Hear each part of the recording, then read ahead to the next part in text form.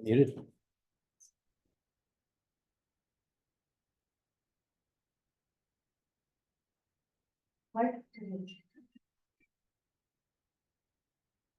Yeah, Coach, I guess two things. You said the other day that sometimes you look out there and you see 6 or 7 different identities during the game that you're trying to obviously narrow that down. Was that an issue today? And also if you can just talk about the difficulty in stopping cop.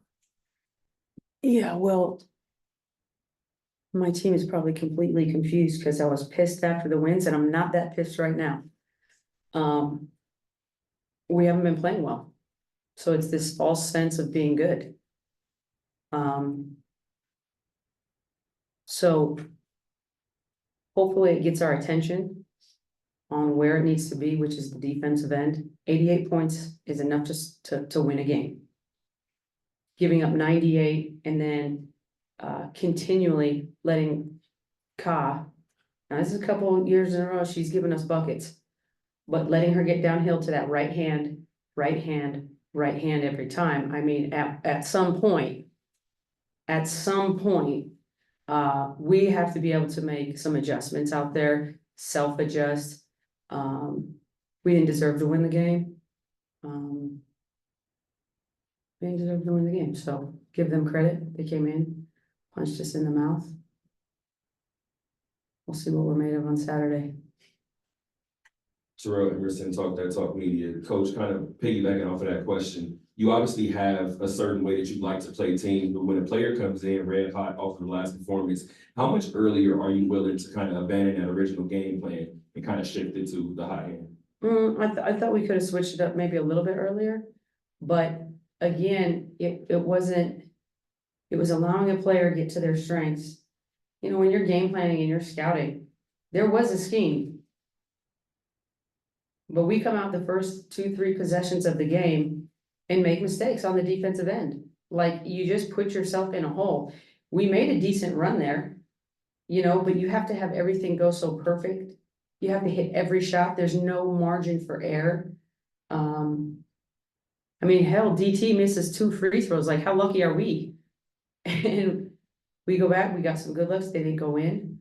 You know, the offense, I already told them, I'll tell you all the same. I don't really care about the offense. I really don't. You play that defensive end, and then we'll talk about offense. No more questions?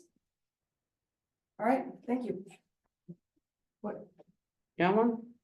Don't all jump at once. Okay, last question. Somebody raises their hand. Fuel Sports Network, sorry.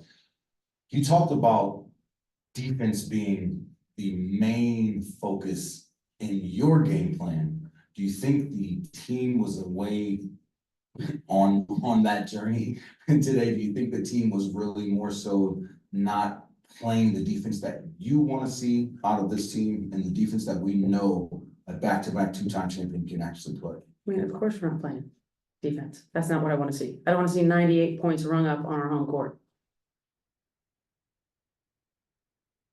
They had offensive rebounds in that first quarter. We just were not locked in. We were not ready to go.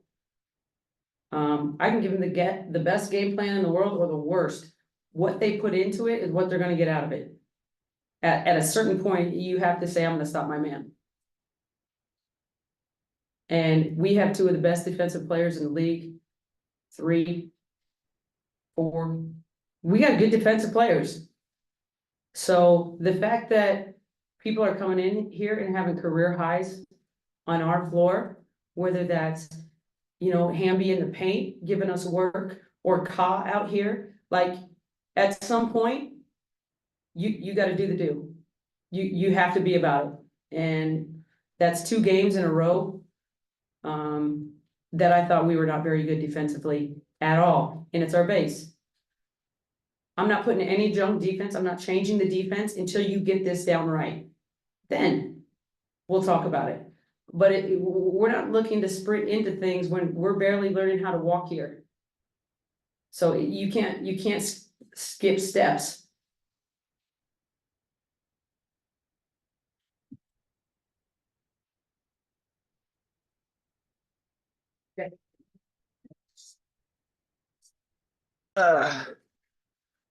Right. Asia, we're gonna start with next down. Yes, yes. Asia's, as good as you know, this team is defensively. What do you think has been the issue so far? We're not good defensively. I feel like we have been flirting with else, as Becky would say. And we needed this. This was a good test for us. Give a lot of credit to Phoenix. They did what they needed to do to get the job done, but we're not there yet. We're not there defensively as we were in the past. And I'm going to try to give us some grace because this is only game, I don't even know, 3. So yeah, we're just not there defensively. But it's gonna come. I'm gonna be sure of it to make sure that we can all be on one string. But I feel like sometimes we have glimpses, but wholeheartedly we gotta be better. If I can ask you specifically about Ka, she Yeah. just, it seemed like it was so hard to stop her tonight. You've played against her a lot. Yeah. What made her so difficult tonight? I mean, it's Kosh. She's going on all 3 levels. I mean, this is what she does. She is someone that's an all-star. She's a really good guard in our league. And once you get someone like that going, it's very, very hard to stop. And we didn't have an answer for her. And it is what it is. She did what she needed to do, which was be great. And she executed everything on all 3 levels. So I gotta give the utmost credit to her, the way she was handling everything we probably threw at her. Guys, over here. Hi, Asia. Hey. To the offensive end, Phoenix put Natasha Cloud on you and also had a big run against you. How much did that impact your rhythm, or was it just a matter of just missing shots you tonight? I just missed shots tonight. It's crazy. I just got contacts yesterday. I'm gonna take them out. But no, it was just, I mean, I know I'm gonna get different looks every game, pretty much every possession in this league. So I kind of prepped myself for a lot of different looks. So I don't necessarily think that was a huge factor. Just kind of miss some shots, and that's gonna happen, and it's gonna fall for me later on. But yeah, it was just a different vibe. Yeah. Asia, last Tuesday before the home opener, Becky said it was nice this year to get DC out of the way. Your South Carolina homecoming, a lot of things out of the way, distractions. Taking a shot in the dark here with a lot of the core back from the last 2 seasons. Could possibly the last 7 days, just a lot of the things going on off the court, because this is a good defensive team. Yeah. Your aces, could that be playing a role where maybe you ladies are taking for granted who you are? I don't think so. I just think honestly, everyone's looking at the Aces defensively and how we were last year, and we're just not there yet. We really aren't there yet, and it's going to take some time. We got to get a lot of different pieces, and we play out of our defense. That's when we look great on offense, and it sucks when you have to take the ball out every single time. It slows you down a little bit. So I think we just got to understand that it is game 3, and we're going to come in locked in and focus as to what we need to do on the defensive side, because we have enough on the offensive end. It's the defense that could make us or break us. So we're getting into strides. That's why I'm really glad we had a game like this to really show us when we watch film what it is. But I mean, when it comes to distractions and the off-court stuff, it's what we do. We're professional athletes. We're gonna get the job done no matter what. Asia, last year during the title run, Becky talked a lot about Kia's willingness to shoot. And she said when it happens, this offense opens up. Kind of how much does her willingness to shoot kind of change everything for this group? It's huge. It's huge. I mean, Kia is someone that is going to be, she's our X factor. She's our anchor. She does a lot of the little things for us that doesn't necessarily show up in the stat sheet. But when she does show up in the stat sheet, it really can be a game changer for us. So I'm so glad that she went 3 for 4 from the 3. I mean, that's what we need out of Kia. It creates a lot of different mismatches. It creates people having to guard her at the end of the day. Yeah, okay, if you live with Kia shooting that, cool. That still points on the board for us. So once we start getting buckled down on our defensive end and Kia's knocking down those shots, it just creates another avenue that people have to respect in a sense. So I'm really happy about what she did and what she gave us today. One more back in the back, and then we'll call it a day. Got players rolling in.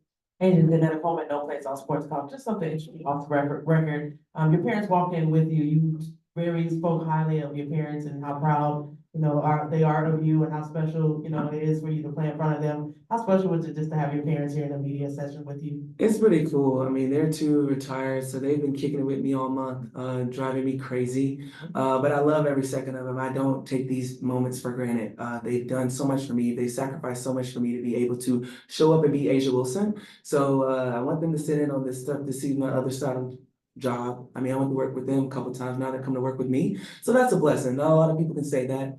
Yeah, I'm happy to see them courtside. Hear my dad here and there, and I wanna really tell them like, shh, but that's him.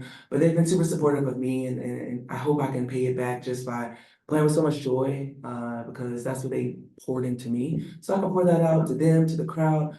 It's just who I am. So I'm blessed to have two parents here that support me through thick and thin. Yeah, the Wilson's gonna always show up and show out. All right, thank you very much. Not the snaps.